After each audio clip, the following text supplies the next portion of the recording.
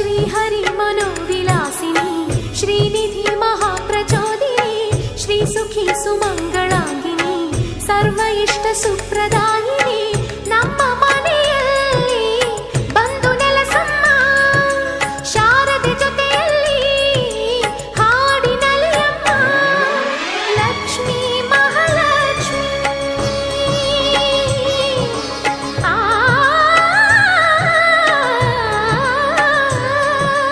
ಲಕ್ಷ್ಮೀ ಮಹಾಲಕ್ಷ್ಮಿ ಲಕ್ಷ್ಮೀ ವರಲಕ್ಷ್ಮಿ ಲಕ್ಷ್ಮೀ ಗೃಹಲಕ್ಷ್ಮಿ ನೀ ನಗುವಾಗಿ ನಗವಾಗಿ ಬಾರಮ್ಮ.